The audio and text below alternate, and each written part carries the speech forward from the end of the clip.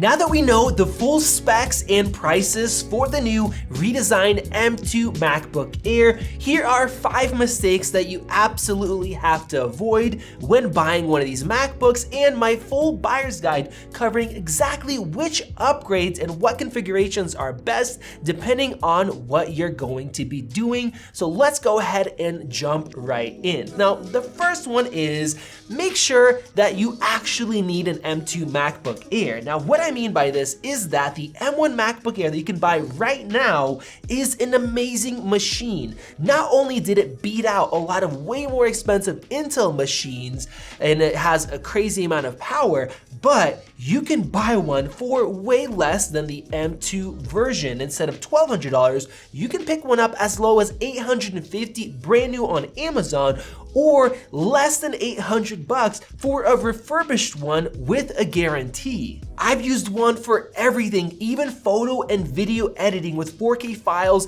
and 50 megapixel raw images, and it is great. It's great for travel. The battery life is fantastic, and it works great for most people. So you can pick one up for way less right now and save a ton of cash. Now, if you're set on buying this redesigned model and you know that you're willing to spend $1,200 instead of $800, you have to know that you are not getting that full performance that Apple talked about on stage. You will need to spend $100 more to get that new 10-core processor with that performance boost that they showed off. Apple gave a few figures on stage, including 25% better graphics performance at the same wattage, but that is considering the 10-core model running more efficiently. To get the 35% improvement, that is using the 10 cores at more power. This means that the 8-core base model that you get for $1,200 might not be much faster than the 8-core M1 chip, since we know that they are both using the same 5nm architecture. Now, if you want to see a full deep dive into the M2 chip, Vadim is currently working on that video, so make sure to subscribe down below, which will also help us to reach our goal of 1 million subscribers. We are so close, and we greatly appreciate it. So if you've been holding off to get a much more powerful M2 chip in the redesigned MacBook Air, you will need to fork over that extra cash, and it's now a $1,300 MacBook. Now, third is thinking that you will get the full performance of that chip on stage. Now, we know that the M1 MacBook Air thermal throttled even with the 7-core graphics, but the M2 redesigned version is much thinner, having 20% less volume, even though it actually has a slightly larger footprint. This reduction in volume is because of the thinness, and of course the M2 MacBook Air is still fanless. So if the thicker 7-core M1 MacBook Air lost performance because of throttling, I would expect the new thinner 10-core model that puts out more heat to throttle more. Now, Apple themselves show off on their website that the M2 version of the MacBook Pro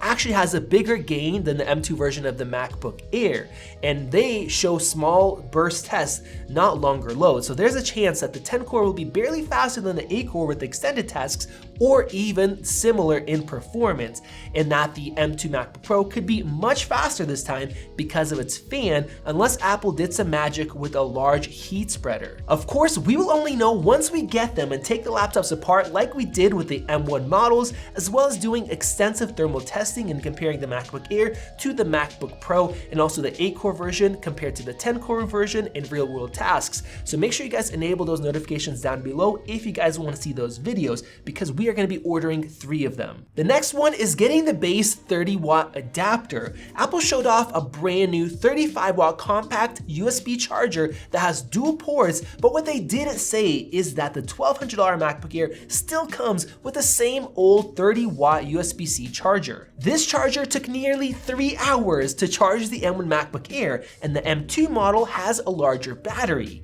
This new one has 5 more watts of power to make up for that, but what's nicer is that it not only supports 2 devices and it's going to adjust power for the fastest charging, but is actually smaller and lighter than the slower 30-watt old model. Apple really should have included this and ditched the old one, but unless you are getting the $1,500 spec, you have to pay another $20 to get this compact dual charger, or for the same price, you can get the single port fast charger that has 67 watts. This will get you to 50% in 30 minutes instead and charge pretty much twice as fast, but it is less convenient because it's larger.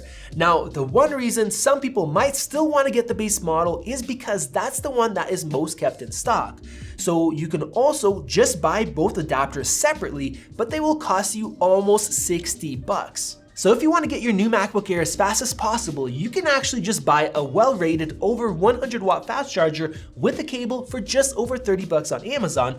Or if you want a fast charger that is actually smaller than Apple's compact one, Anker has their GAN 2 for 50 bucks. I'll link both down in the description below. Number 5 is storage. Do not think that you need to spend a huge amount of money and pay Apple's prices for storage upgrades. I know people are still disappointed it comes with 256 gigs of storage. That's not enough for most, but you have to spend 200 bucks to get 512 and up to 800 for the 2 terabyte version. Now, one thing you have to know is these are not the ultra-fast SSDs that come with the 14 and 16-inch MacBook Pros that go up to 7,400 megabytes a second. These are the ones that are pretty much half the speed. So instead of spending 800 bucks for a 2 terabyte version, you can actually spend $360 for a Sabrent external hard drive that works with Thunderbolt or regular USB Type-C, and you will get an additional 2 terabytes, whereas with Apple, you actually don't gain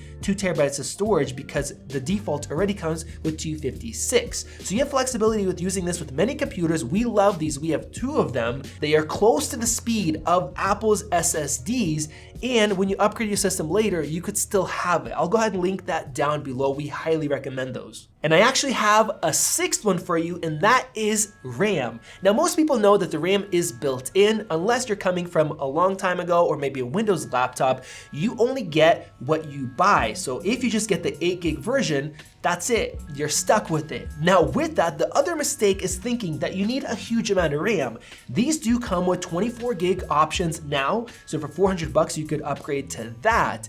So some people will actually not need to get any more RAM. They could stick with the 8 gig model. For example, we have 2 videos comparing 8 gig versus 16 gig with the M1. The first video Vadim made where you're just using a normal amount of tabs and you just have one pro application open that you're doing for productivity, and in there we see barely any difference in performance. The one time we saw a big difference is for photo editing, where instead of taking 3 minutes with the 8 gig version, it took 2 minutes and 43 seconds. Not really a big deal. But if you're somebody that likes to have 25 web browsing tabs open, multiple applications, I have a super stress test where we did 8 gig versus 16, and there, once the RAM was maxed out, instead of taking 5 minutes for the 8 gig, it took 2 minutes and 34 seconds.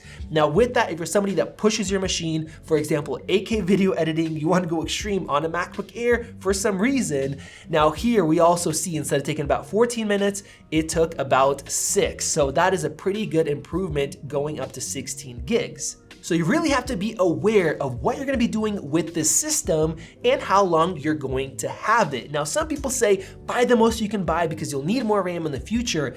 Well, with this unified memory, actually 16 gigs performs more like 24 or 32 in the past. It's a lot more efficient. There's less duplication. macOS is actually more efficient. So it's not exactly true, and apps have been optimized as well. And that brings me into our buyer's guide portion. If you know that you want to buy the M2 MacBook Air, I would say that most people should just buy the base model. Now, let's go ahead and go into that, and we can base our upgrades off of this one because you don't have to go for the higher tier. Now, I will say that everybody should spend the extra 20 bucks and either get the dual charger that's 35 watt and small, or if you want the faster charging, go with the larger brick. That's well worth the money unless you have to wait way longer for those options to ship. In that case, check out the third-party options that I talked about. Now, as far as the chip right here, we'll start with that. The only people that should upgrade to the 10-core graphics chip are people that are really going to push the graphics. For example, if you know that you're going to do a ton of video editing, if you know that you're going to be trying to play games, you want to max out your graphics, those are the tasks that are going to help. For example, 3D rendering that focuses on graphics, you will see some improvement. Now, if you're somebody that falls in this camp, I would say wait until we get our MacBook Airs and we compare the 8-core graphics to the 10 with throttling and how much of a difference that makes to see if it's worth it.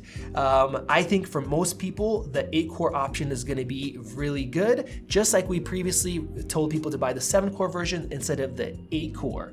Now, as far as the RAM, if you're just a student, you're doing simple web tasks, email, YouTube, maybe some simple photo, simple 4K video editing with short projects, 8GB will still do a good job. Believe it or not, I have the base MacBook Air and I've done a ton of work on it. Now, if you're somebody that does a lot of photo editing, that is where the 16GB model will definitely help you, will give you some improvements. Or if you work on longer video projects, and I'm talking about 20 to 30 minute long 4K projects with multicam, you will see an improvement there as well. Now for people that do coding, if you use Logic, you'll see an improvement, but not very much.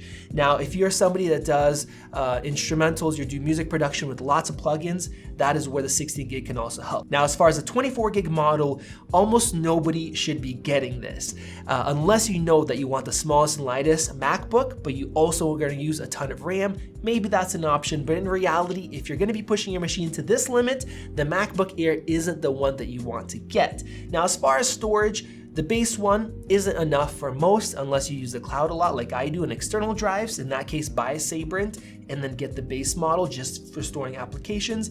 The 512 isn't too bad for $200. After that, you're really spending a ton of money just getting a little bit of extra storage, and I say it would not be worth it.